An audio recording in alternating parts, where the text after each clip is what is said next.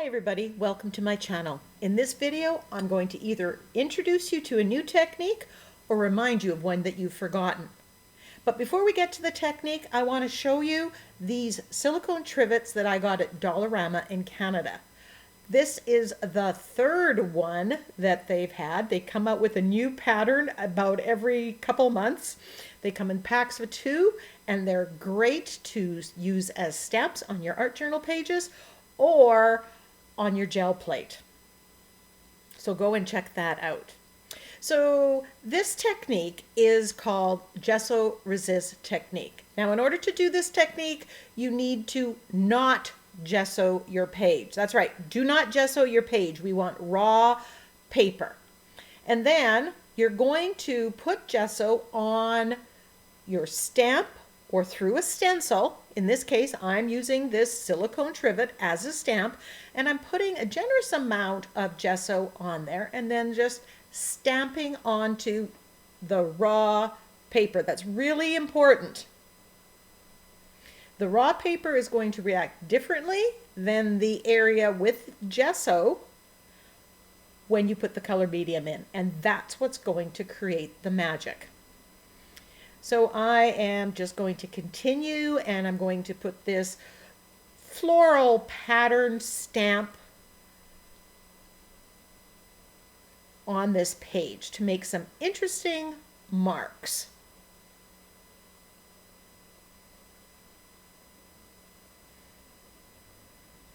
I think next time I'm going to try to use the thickened gesso, because not only would it give the resist, but it would give more texture.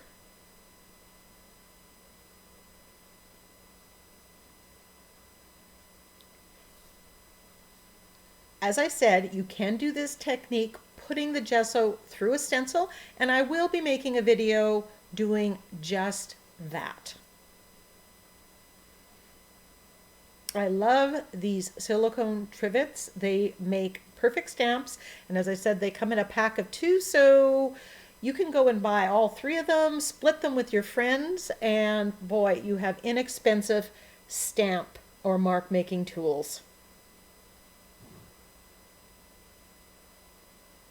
I know it's hard to see, but you can see the gesso that's on there. So now you want to make sure that that is completely dry. You can use a heat tool if you want.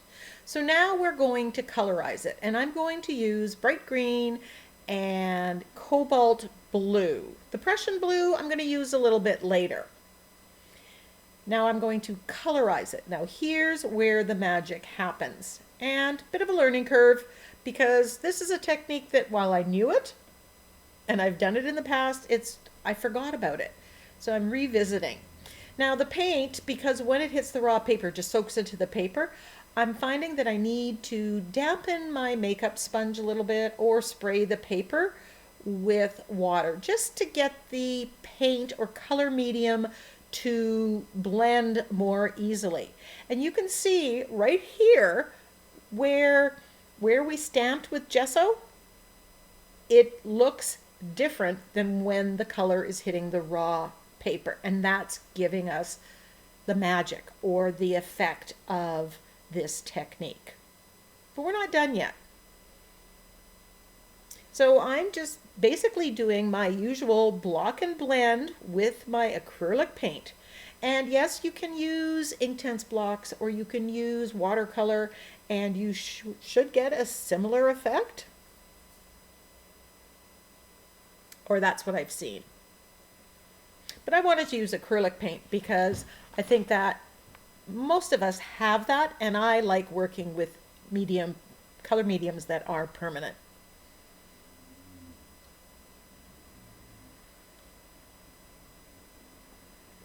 Green and blue, something about this combination just always, always, always makes me happy. And where they blend together, you get a darker green. And I love that. When you're doing a background, you want to add interest. Don't just use one color. How boring.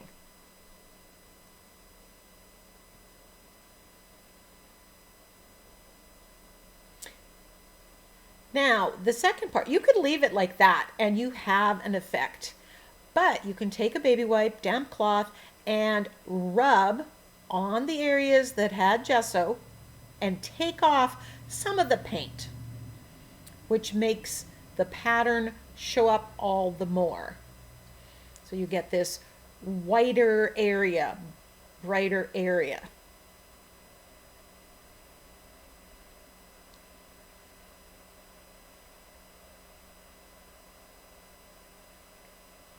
Now, the gesso isn't all perfectly even, so some areas are going to take up more paint than others, but that just makes it all the more interesting, don't you think?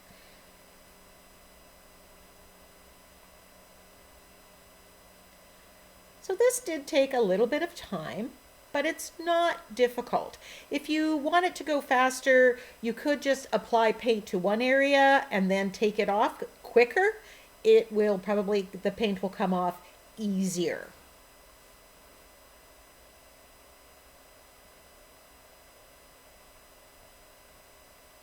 Now I'm just adding a little bit more paint to darken some of the areas that don't have the gesso. I want to build up that contrast, that interest.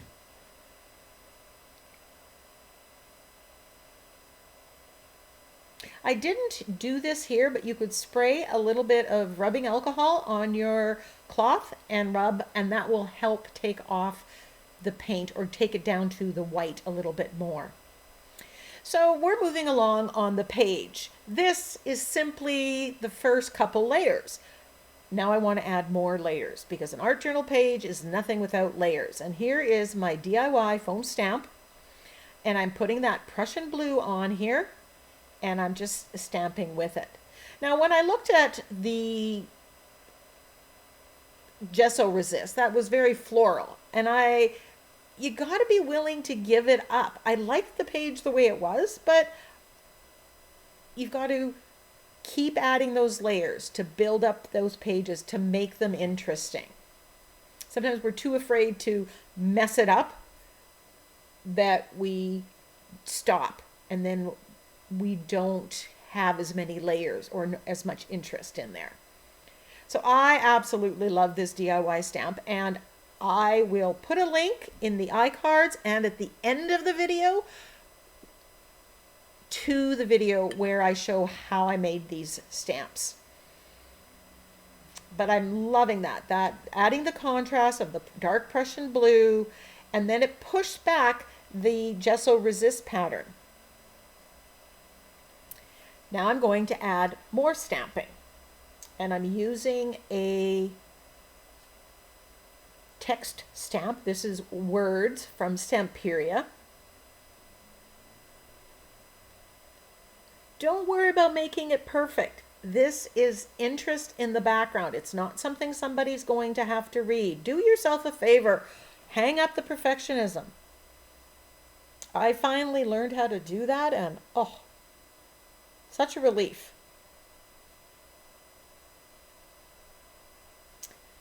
Lots of interest in there. So now I've grabbed this stencil called Fanciful Firm. It's a slimline stencil from the Crafter's Workshop, and I'm going to stencil with white, titanium white. I love the movement that this stencil adds, and adding so much white that it really lightens and brightens this page.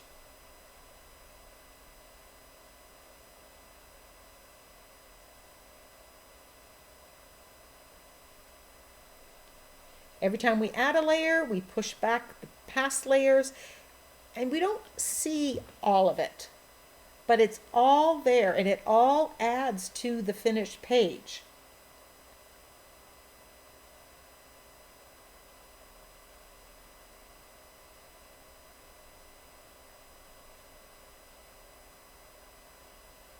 I'm turning the page, I'm turning the stencil, getting it to move in different ways. Now, complete honesty here, I do not have a plan for this page. My only plan was I'm going to do the gesso resist technique. So right now I have no idea what focal image is going on here or anything. I just want to make an interesting background, and I wanted to use the gesso resist technique. And I'm loving, loving, loving this background. There's so much movement and interest in it, and it's fairly generic. I could put pretty much any focal image on here, any theme. I went through my magazines because, you know what, you don't have to spend a fortune on pre-printed focal images and stuff. And then I got this printable of this echinacea, and I decided to combine them in a fanciful way. I chose the girl on the chair because the color matches kind of goes with the background. And at this time I'm thinking I was going to leave the printable white. So I turned that echinacea into an umbrella of sorts. Have fun mixing and matching your focal images from magazines or napkins, printables. That truly makes it your own. I've glued that down with fluid matte medium, and once it's dry, I'm going to come back and add to it. I'm just adding a little bit of stamping here. Got some areas that are just somewhat lacking, so I'm just adding. It's never too late.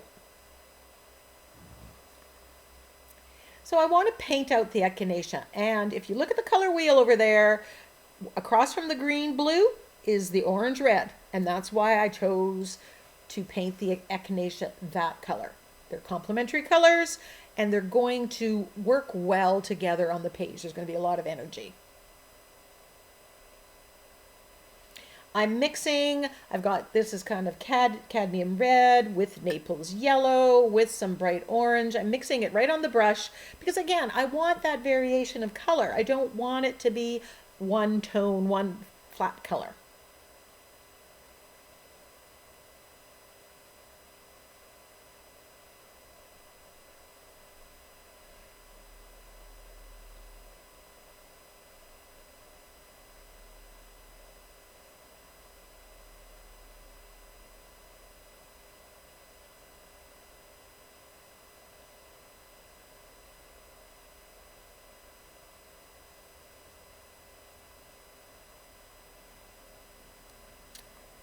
So I think I grabbed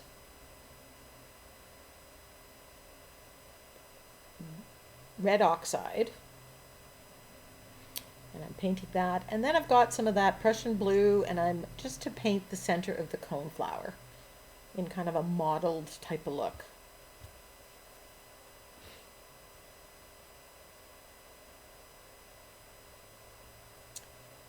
Once that's dry, I'm using the Prussian blue and my angle brush, and I'm shading to put the definition back into the petals of the echinacea.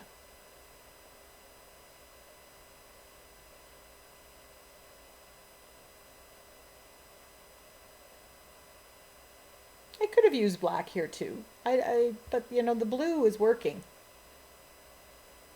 And since there's blue in the page, it really works well together.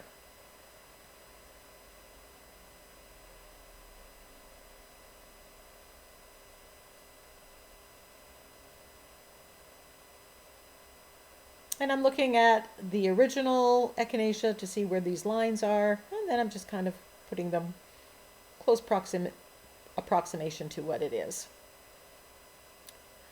I'm getting the cobalt blue and some of the Prussian blue, and I'm just adding a little bit of color to the chair that she's sitting on. It's the focal image. I want it to stand out.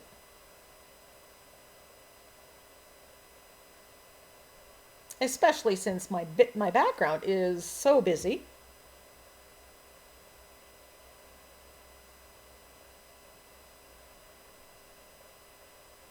It's more of a wash that I'm doing now.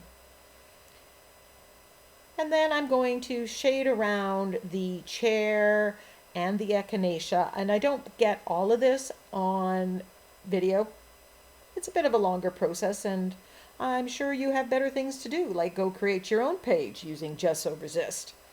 Then got tired of doing that, so I grabbed my General's charcoal pencil and I'm shading with that. I just put the marks in and smudge it with my fingers. It's a little quicker. And, whatever way you use to shade, shading really adds a lot to the page. Now I want to edge the page, and I'm just using the General's charcoal pencil again. And I know I'm not going to be putting any other liquid medium after the fact. I don't varnish my art journal pages. If I was going to varnish it or put any wet medium, you'd have to spray it with a workable fixative to fix it in place so that it doesn't smudge, because the charcoal will smudge. I went to my Sassy Sayings sentiment pack and I picked out the saying, mostly I sit around the house all day being fabulous. I lucked out that a sentiment fit that, but my Sassy Sayings are good for magazine pictures and the like because they're just kind of sassy and interesting. And you can get those at Ninny's Napkins. They are digital downloads that you can purchase. There's a link to Ninny's Napkins in the description box below if you wanted to go and check them out. I'm outlining it with my black Posca pen and just adding a little bit of line work here. I did paint the legs of the chair a little bit, a wash of brown just to darken it up, just so it stood out a little bit more.